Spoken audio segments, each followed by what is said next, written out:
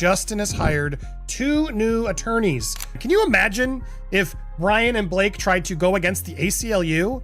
How much they would have not looked like victims.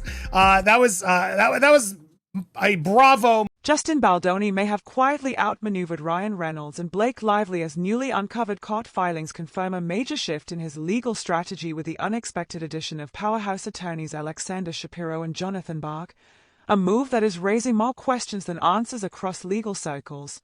Shapiro, a former clerk for Supreme Court Justice Ruth Bader Ginsburg and a veteran of some of the nation's most influential appellate cases, is not the kind of name brought in for routine proceedings, prompting speculation that Baldoni is preparing for a far more aggressive phase of litigation rather than May defense, suggesting this surprise maneuver could be the opening move in a broader strategy designed to flip the case dynamic entirely and potentially blindsiding his opponents before they realize what's unfolding. Hired 2 new attorneys. Wayfair has brought into their team Alexander Shapiro and Jonathan Bach. Now, at time of filing, no lawyers have withdrawn their services. Doesn't mean they're replacing. It means they're adding as of now. So take that as you will. And we've always sort of talked about the fact that, and no disrespect to Friedman or the team, but I've talked to many lawyers who've said Friedman's not always a trial attorney. He's a guy you get to try to settle things. And as this case is gearing up, I think many expected other attorneys to come in to potentially help them with trial, or in this case, maybe even the appeal. As we look into who these attorneys are, I can break down a little bit more information and some of their background. Alexander, on her website, is described as one of the nation's leading appellate lawyers. Noted for successful results in high-profile white-collar matters, she has won appellate reversals in many criminal and civil cases. These victories included 2 Supreme Court decisions narrowing the scope of the federal fraud statutes, Simonelli versus United States and Parocco versus United States, as well as multiple second court rulings granting judgments of acquittal and new trials. Alexandra argued Salmon versus U.S., the first insider trading case heard by the Supreme Court in 20 years. She's also an experienced trial lawyer and began her career 30 years ago as one of Justice Ruth Bader Ginsburg's first clerks on the Supreme Court. Her practice focuses on appeals, white-collar defense, and complex civil litigation. She has successfully represented prominent Wall Street professionals, celebrities, corporate CEOs, public officials, and major public and private companies. She recently made headlines, as many of you may recall, as one of Sean Diddy Combs's defense lawyers. Now, some are going to try to paint this as Justin hires a Diddy lawyer, but Diddy did pretty well in that case. So judge the lawyer all you want. The lawyer did a good job. And just because she repped a different client that some aren't going to like doesn't mean that means that's Justin. Justin Baldoni may have quietly flipped the script on Ryan Reynolds and Blake Lively as newly surfaced court filings reveal he has reinforced his legal arsenal with 2 powerhouse attorneys, Alexander Shapiro and Jonathan Bach, instantly sending shockwaves through both legal and entertainment circles. Shapiro, a former clerk to Supreme Court Justice Ruth Bader Ginsburg and a commanding presence in landmark appellate battles, is not the kind of name brought in for procedural backup, while Bach, known for his relentless courtroom precision and ability to dismantle testimony under pressure, brings immediate trial-level aggression to the table, prompting analysts to question whether Baldoni has just transitioned from defense to full-scale legal offense. Instead of waiting to react, he appears to be positioning himself to control every stage of the fight, present and future, stacking appellate leverage and trial firepower like chess pieces placed for a decisive strike.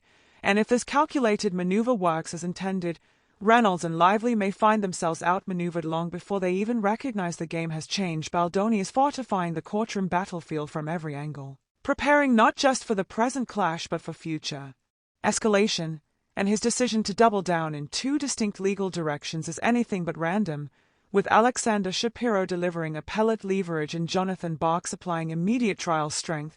The move resembles a chessboard more than a legal team, with each piece positioned to strike vulnerabilities that Blake Lively's side may not even be aware of yet.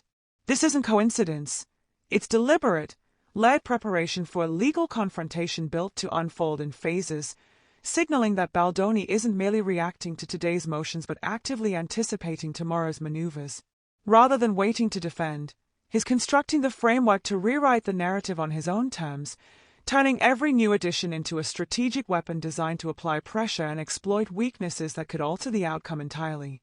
With Shapiro's powerful connections and Bach's tactical precision, this move goes far beyond basic legal reinforcement. It's a show of force engineered to shift balance before the opposition even fully understands the shift, leaving observers to wonder not if Baldoni has the upper hand, but when he plans to reveal it. His previous experience working with Lyman, obviously a huge major win for that law firm as well.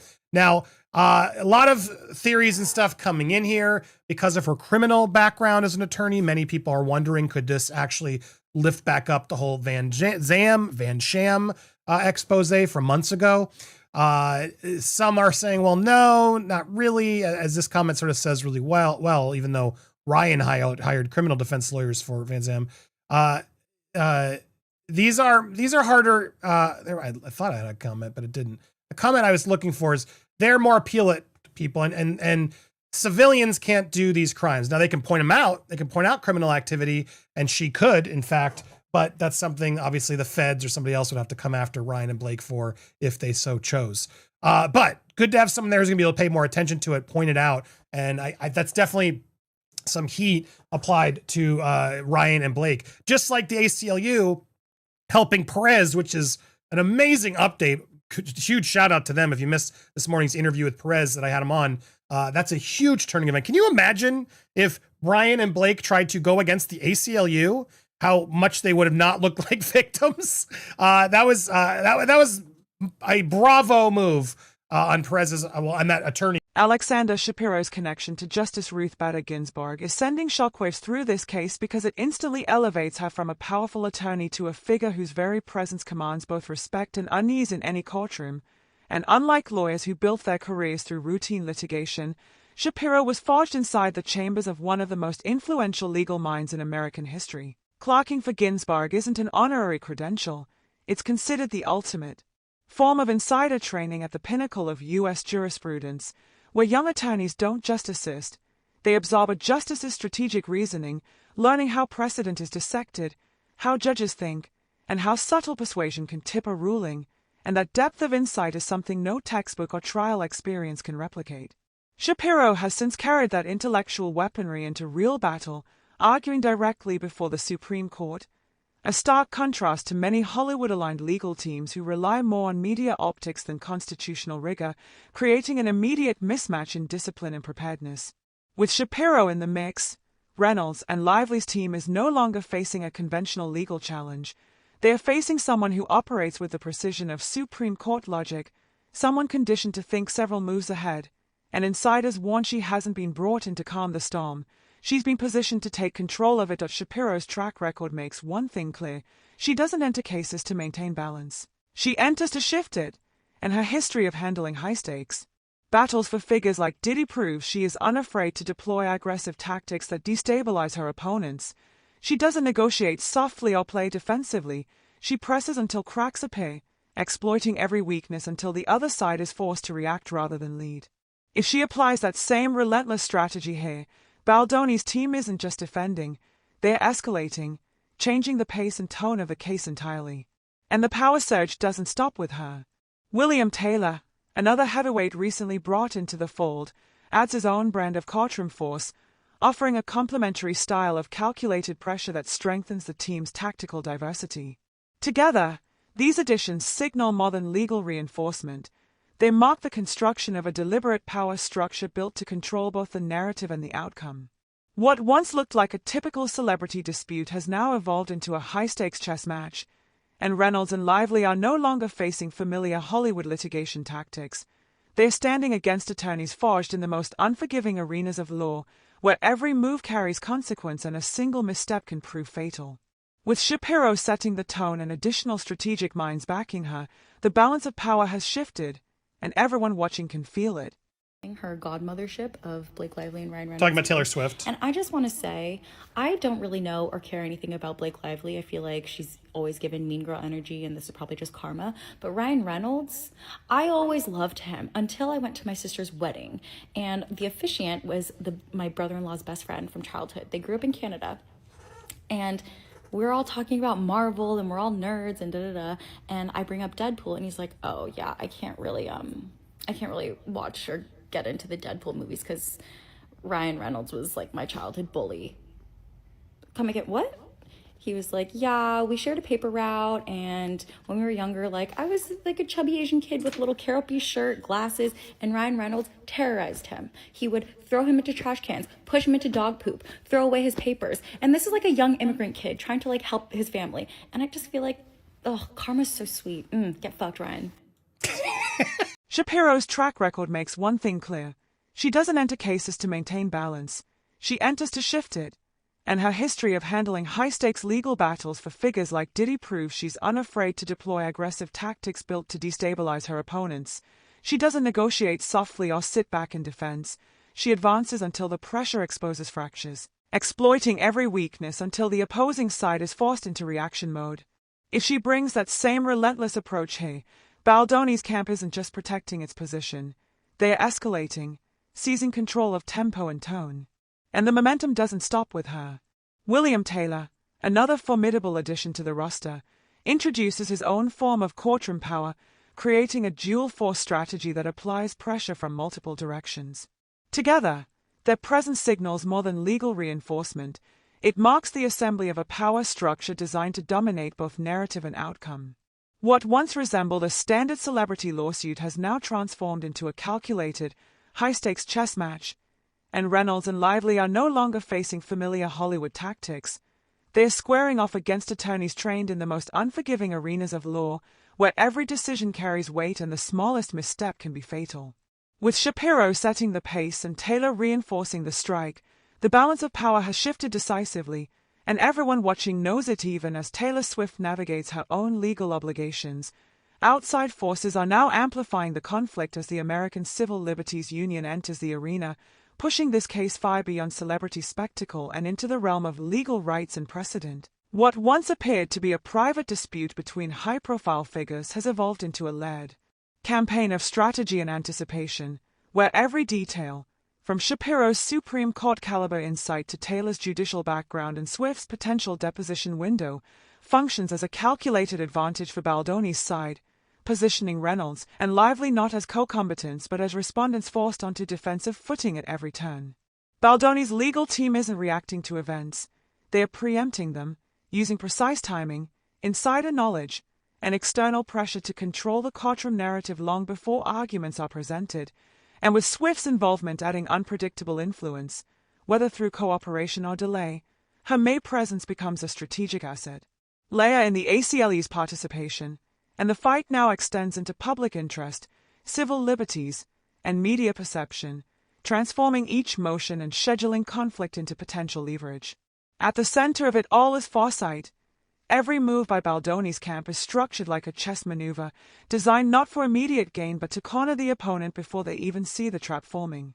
As strategy deepens with each filing, testimony, and delay tactic, the battlefield tilts further in Baldoni's favor, proving this is no longer just a lawsuit, but a meticulously engineered campaign where victory will belong to whoever predicts the next move, not merely responds to it.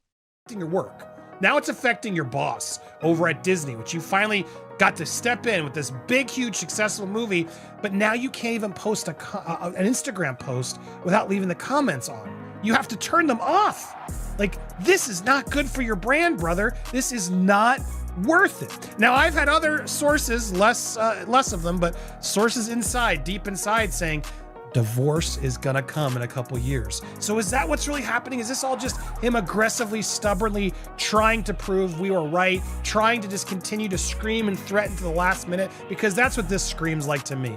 Now, again, demanding sanctions over the frivolous suit, which with is a frivolous request. Again, he's drowning the court yet again with more high-profile demands to go away. Ryan Reynolds has had enough of these utterly frivolous. I mean, I feel like I've read this story. Could Justin Baldoni's expanding legal strategy be deliberately structured to revive buried scandals rather than simply defend against current allegations? That's the growing belief among insiders, especially after the sudden inclusion of appellate specialist Alexander Shapiro on his legal team. Almost immediately, Whispers reignited around the long-dormant Van Sham expose, a controversy that once dominated online discourse before mysteriously vanishing from public focus. Shapiro's reputation isn't that of a typical courtroom defender. Her expertise lies in appeals and intricate civil maneuvering, territory that suggests long-term positioning rather than short-term damage control. If Baldoni merely needed standard trial support, countless attorneys could have filled that role. Bringing in someone with Shapiro's background signals a more calculated play, a strategy not just to survive litigation, but to reshape the battlefield entirely. Analysts speculate that Baldoni may be preparing to reintroduce controversies previously believed to be resolved, forcing figures like Ryan Reynolds and Blake Lively into a dual-front conflict, fighting in court while simultaneously relitigating their public image in the media arena. In high-stakes cases, perception often holds as much power as precedent, and if Shapiro successfully drags old narratives back into circulation, the legal fight could evolve into a full-scale reputational war. The question now dominating private circles isn't whether Baldoni is defending himself, but whether he's preparing to rewrite the entire narrative altogether. Why now? The stronger Baldoni's legal team becomes, the more effectively past scandals can be weaponized. Even the faintest suggestion that the Van Sham expose might resurface is already shifting public interest, pulling long-forgotten drama back into the spotlight. Viewers who once dismissed the controversy are now revisiting it with fresh eyes, drawing new conclusions and reinterpreting old narratives. This pre-trial shift in perception gives Baldoni a strategic advantage before a single ruling is made, placing Reynolds and Lively on unstable footing. What began as a legal defense is rapidly evolving into a calculated narrative offensive. Baldoni isn't just protecting himself, he's actively rewriting the storyline, stitching together past scandals to influence present opinion. That raises a troubling question. Are Reynolds and Lively unknowingly stepping into a trap built around battles they believed were over? With Shapiro's rare blend of appellate precision and courtroom instinct, every motion appears deliberate, designed to pressure them from multiple angles at once. This is no longer a defense, it's a strategic escalation.